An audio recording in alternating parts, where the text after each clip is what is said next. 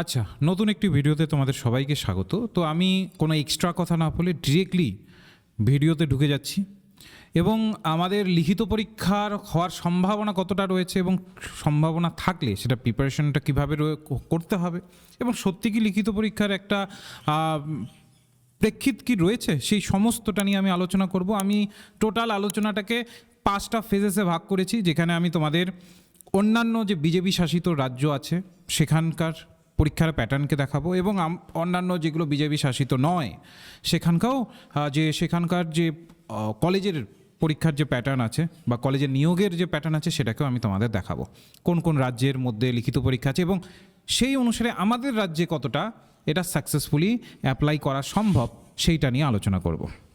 তো তোমাদের সবাইকে স্বাগত বিএসজি নেটসেট ক্লাসেসে। দেখো, পশ্চিমবঙ্গের যদি আমরা অ্যাসিস্ট্যান্ট প্রফেসর হওয়ার যে পরীক্ষার কথা বা ইন্টারভিউর কথা দেখছি সেটা প্রায় শুরু হয়েছে অনেক আগের থেকে। ঠিক আছে, 2025 থেকে শোনা যাচ্ছিল যে ইন্টারভিউ ডেট দেবে তা তবু দেওয়া হচ্ছিল না। ফাইনালি 2026-এর 1-এ মূলত এই জানুয়ারি মাসে একটা বিজ্ঞপ্তি আনা হয় এবং সেই অনুসারে মূলত বলা হয় যে এবার ইন্টারভিউ হচ্ছে। এবার এই যে সিএসসির পরীক্ষার যে ইন্টারভিউ বা এই যে সিএসসির পরীক্ষার যে ইন্টারভিউর জায়গাটা, এটা নিয়ে অনেক এর আগেও সমালোচনা হয়েছে এই ইন্টারভিউ প্রক্রিয়াটাকে নিয়ে, যে ইন্টারভিউ প্রক্রিয়াটা কতটা ঠিকঠাক রয়েছে বা এটাকে আরও কতটা ডেভেলপ করানো যেতে পারে। এবং আমরা জানি যে তারপরে আমরা দেখি যে সরকার পরিবর্তিত হলো, তারপর অনেকটা সময় আমাদের ফর্ম ফিল আপের জন্য দিল। এবার পরীক্ষার প্যাটার্ন তাহলে কীরকম হতে চলেছে দেখো, যদি বর্তমানে নিয়োগ প্রক্রিয়াটাকে দেখি, আমি একদম বেসিক থেকে করব, এই ভিত্তিতে তোমরা বুঝতে পারো, যুক্তি সহকারে বোঝাবো, একবারই বুঝে যাবে, তোমরা সহজেই ধরতে পারবে যে কী ধরনের সম্ভাবনা রয়েছে। দেখো, বর্তমানের যে নিয়োগ প্রক্রিয়া বা যোগ্যতার যদি তোমরা মাপকাঠি দেখো, তো অন্তত 55% তোমার মাস্টার্সের থাকতে হবে এবং সংরক্ষিতদের জন্য 50%, ঠিক আছে, এবং ইউজিসি নেট বা ডাব্লিউবি সেট এটা পাস থাকতে হবে। এবং নিয়োগ প্রক্রিয়া যেটা চলে মূলত এটা টোটালটাই 2টি ধাপে চলে। একটা হচ্ছে একাডেমিক রেকর্ডে, মাধ্যমিক থেকে স্নাতকোত্তর পর্যন্ত, অর্থাৎ তোমার মাধ্যমিক থেকে মাস্টার্স পর্যন্ত, এই পর্যন্ত তোমার কতটা নম্বর পেয়েছো, গবেষণাপত্র কতগুলো লিখেছো, তারপরে শিক্ষকতার অভিজ্ঞতা তোমার কতটা রয়েছে, এই সমস্ত কিছু একাডেমিক রেকর্ডের ভিত্তিতে যাচাইকরণ হয়। আর একটা হয় ইন্টারভিউ। এই একাডেমিক রেকর্ডের ক্ষেত্রে আমরা ইউজিসি নেট ডাব্লিউবি সেটেরও একটা নম্বর বরাদ্দ করা হয়। এটা নিয়ে আমি পূর্বে একটা ভিডিও বানিয়েছি, তো কেউ যদি ওটা দেখতে চাও তাহলে ডেসক্রিপশন বক্সে লিঙ্ক থাকবে, নয়তো বা উপরের আই বটনে লিঙ্ক পেয়ে যাবে, সেটা নিয়ে দেখে নিতে পারবে। এরপরে আসে হচ্ছে পার্সোনাল ইন্টারভিউ। এটাতে শর্টলিস্ট করা প্রার্থীদের সরাসরি ইন্টারভিউর জন্য ডাকা হয়। এবার শর্টলিস্ট হবে কি হবে না সেটা নিয়েও আমি ডিটেলসে ভিডিও বানিয়েছি, তোমরা দেখে নেবে। এবার এই পদ্ধতিটাতেই কিন্তু আসল বিতর্কটা আসে, ঠিক আছে। এবার চাকরি প্রার্থীদের যে ধরনের ক্ষোভ বা বিক্ষোভের কারণ তোমরা দেখেছো, বিজ্ঞপ্তি বেরোনোর পরপরই তোমরা সোশ্যাল মিডিয়াতে বা বিভিন্ন জায়গাতে হয়তো দেখেছো যে চাকরি প্রার্থীরা সরাসরি কিন্তু মুখ্যমন্ত্রীকে চিঠি লিখছেন, একাধিক অভিযোগ জানিয়েছেন। প্রথমত আবেদন ফিটা নিয়ে প্রায় 2,500 টাকা ফি ধার্য করা হয়েছিল জেনারেলদের জন্য, ঠিক, যা দেশের অন্যান্য যে কোনো পরীক্ষার তুলনায় অনেক বেশি। এবং সবথেকে বড় কথা, পিএইচডির বরাদ্দ নম্বর, যেখানে একটা ধরা হচ্ছে বিভিন্ন স্টেটের ক্ষেত্রে 30 নম্বরের একটা জায়গা ধরা হচ্ছে, যেখানে আমাদের এখানে শুধুমাত্র 10 নম্বরের একটা বরাদ্দতা আমরা লক্ষ্য করতে পারি। সেটাও পরিষ্কার নয়, সেটাও পরিষ্কার জানানো হয় না, বিভিন্ন আরটিআই ফাইল করে যতটুকু জানা যায়। তৃতীয়ত হচ্ছে বয়সের ঊর্ধ্বসীমা। শুরুতে সাধারণ প্রার্থী অর্থাৎ জেনারেল ক্যান্ডিডেট জন্য 40 বছর থাকলেও প্রবল চাপের মুখে পড়ে পরবর্তীকালে 45 করে দেওয়া হয়েছে। তার সবচেয়ে বড় দাবিটা হলো লিখিত পরীক্ষা। একটা সব থেকে বড় দাবি হচ্ছে এখানে লিখিত পরীক্ষা বা রিটেন এক্সামিনেশনকে নিয়ে। প্রার্থীদের মতে শুধুমাত্র যে ইন্টারভিউয়ের নম্বর দেওয়ার ক্ষেত্রে একটা সাবজেক্টিভিটি কাজ করে বা ব্যক্তিনিষ্ঠতা কাজ করে। অনেক সময় পরিচিত কেউ থাকে, তার জন্য সেখানে বেশি আবেগজনিতই হোক বা যে কোনো কারণেই হোক, সেখানে ওই পরিচিতদের একটা নম্বর বেশি দেওয়ার একটা সম্ভাবনা থাকে। এটি লিখিত পরীক্ষা থাকলে মেধার একটা স্বচ্ছ যাচাই সম্ভব হতো, যদি একটা লিখিত এক্সাম থাকতো, ঠিক আছে, তাহলে মেধাটাকে যাচাই করা যেত, সবাই একটা সমান সুযোগের প্রেক্ষিত কিন্তু ধরতে পারত। এবার যদি আমরা দেখি অন্যান্য যে স্কুল সার্ভিস কমিশন আছে বা অন্যান্য রাজ্যের যে মডেল আছে, ইভেন অন্যান্য রাজ্যের যে স্কুল সার্ভিস কমিশন আছে, সেগুলোকে যদি দেখি আমরা যদি উত্তরপ্রদেশের সাথে তুলনা করি, আমরা যদি রাজস্থানের দেখি, তার সাথে সাথে যদি আমরা পশ্চিমবঙ্গকে দেখি, দেখবে ওখানে আমাদের পশ্চিমবঙ্গের কলেজ সার্ভিস কমিশনে এবং তার সাথে সাথে আমরা স্কুল সার্ভিস কমিশনের অন্য রাজ্যেরও নিয়েছি, তাহলে একটা প্যাটার্ন বোঝা যাবে। এখানে একাডেমিক রেকর্ড বা ইন্টারভিউর মাধ্যমে নিয়োগ পদ্ধতিটাকে কমপ্লিট করে দেওয়া, এখানে কোনো প্রকার কিন্তু লিখিত পরীক্ষা নেওয়া হয় না। ঠিক আছে, তো শুধু মূল্যায়ন করা হয় এই আমাদের একাডেমিক রেকর্ড এবং ইন্টারভিউর মাধ্যমে। ঠিক আছে, তো এর ফলে কি হচ্ছে, এর ফলে কিন্তু পর্যাপ্ত পরিমাণে একজন স্টুডেন্টকে সার্বিকভাবে যাচাই করা যাচ্ছে না।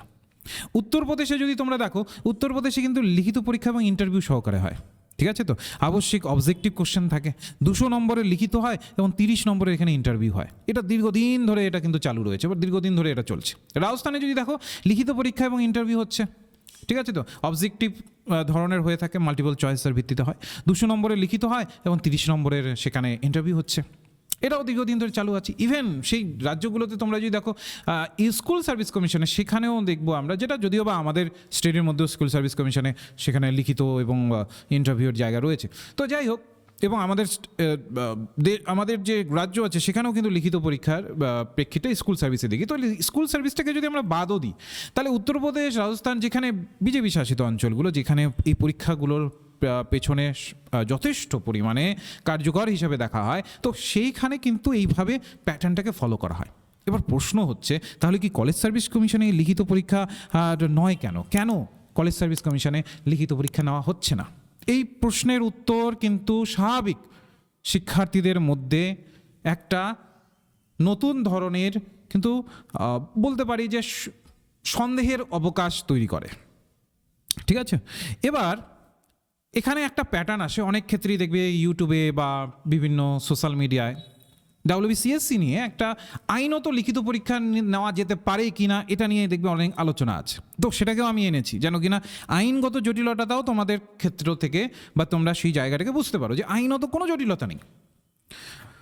অনেকেই ভাববে যে লিখিত পরীক্ষা নিতে গেলে হয়তো বা সরকারকে নতুন করে আইন পাস করতে হবে বা কমিশনকে নতুন কিছু করতে হবে, কিন্তু না।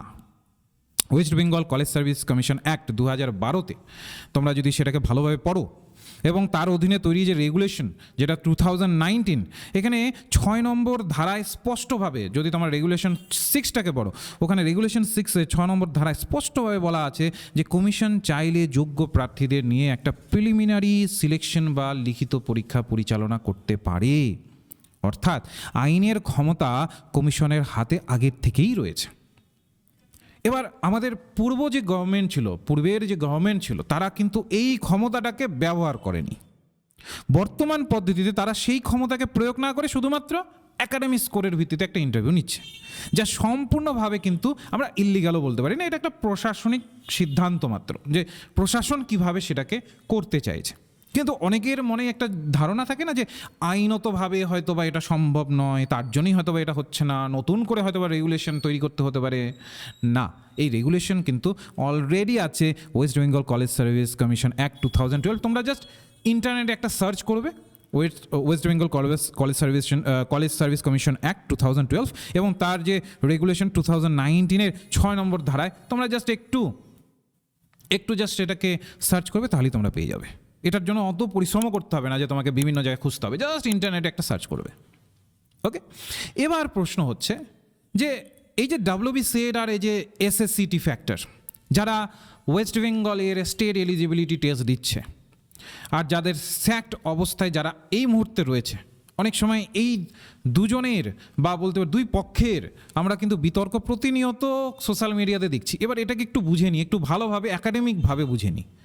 ঠিক আছে, তো যে সুবিধা অসুবিধাগুলোকে একটু বুঝে নিই। শুধু অন্ধের মতো তো যুদ্ধ করলে চলবে না, একটু সুবিধা অসুবিধাটাকে বুঝি। দেখো, WBCET-এর ক্ষেত্রে শুধুমাত্র একটা যোগ্যতার নির্ণায়ক এটা কিন্তু পরীক্ষা। যোগ্যতা তোমার রয়েছে কিনা ইন্টারভিউতে যাওয়ার, সেটার কিন্তু একটা তোমার পরীক্ষা। এটি পাশ করলে যে তুমি একবারে আবেদনযোগ্য হবে, এটাই কিন্তু এটার প্রমাণ। ঠিক আছে, এটি কোনো সরকারি চাকরির কিন্তু পরীক্ষা নয় যে তুমি ডিরেক্টলি সরকারি চাকরিতে ঢুকে যাচ্ছ। সেট পাশ করলে চাকরি মিলবে না, শুধু যোগ্যতার একটা মানদণ্ড যে হ্যাঁ তুমি যোগ্য হলে। ঠিক আছে, এবার লিখিত পরীক্ষা হলে কি হবে, সবার এখানে একটা সমান প্ল্যাটফর্ম তৈরি হবে। অন্যদিকে যদি স্যাকদের দেখো, যারা স্টেট এইডেড কলেজ টিচাররা রয়েছেন, স্যাকদের বয়সের ক্ষেত্রে 47 বছর পর্যন্ত ছাড় দেওয়া হয়েছে। সংরক্ষিত প্রার্থীরা 5 বছরের আবার এক্সট্রা ছাড় পেয়ে যাবে। তারা যেহেতু আগের থেকেই কলেজে পড়াচ্ছেন, তাই ইন্টারভিউতে তাদের ফ্রেশার থেকে কিছুটা সুবিধাজনক জায়গা তাদের থাকে। ঠিক আছে, তো এই জায়গাগুলোতে আমরা যদি দেখি, যদি একটা সমান ইকুয়াল অপরচুনিটিতে নিয়ে আসি, অবশ্যই তাদের একটা অভিজ্ঞতা আছে, অভিজ্ঞতার যদি একটু একটা নির্দিষ্ট নম্বর দিয়ে যদি ইকুয়াল অপরচুনিটির জায়গায় আনা যায়, একটা লিখিত পরীক্ষা যদি তৈরি করা যায় যেখানে কিনা সবাই সমানভাবে ওই প্ল্যাটফর্মের সবাই সমান হবে, লিখিত পরীক্ষা সবাইকে সমান পারফর্ম করতে হবে, তাহলে সেই ক্ষেত্রে মেধার একটা বলা যেতে পারে মেধার একটা কিন্তু মাপকাঠি তৈরি করা যেতে পারে। এটা নিয়ে বিতর্ক হতে পারে, অবশ্যই অনেক বিতর্ক হবে, কারণ প্রত্যেকটি বিষয়েরই পজিটিভ নেগেটিভ দুটোই আছে। তো যদি গভর্নমেন্ট চায়, বর্তমান গভর্নমেন্ট বা বর্তমান কমিশন যদি চায়, এটাকে নিয়ে একটু ভাবতে পারে, ঠিক আছে। এবার যদি আমি তোমাদের একদম সবার শেষে টানি যে তাহলে এই যে প্রক্রিয়াটা চলছে, এই যে কলেজ সার্ভিস কমিশনের যে বর্তমান যেটা কিনা অ্যাডভার্টাইজ নম্বর 1/2026 যে নিয়োগ প্রক্রিয়াটা চলছে, এর ভবিষ্যতের কি সম্ভাবনা আছে? দেখো, এই নিয়োগ প্রক্রিয়ার মাঝপথে নতুন করে নিয়ম পরীক্ষা যুক্ত হওয়ার সম্ভাবনা একদমই শূন্য, জিরো। যদি কোনো ইউটিউব চ্যানেল বা কোনো ফেসবুকে দেখো তাহলে নেহাতি তোমাদের একটা ভুল আশা দেওয়া হচ্ছে, এটা কার্যত শূন্য আছে।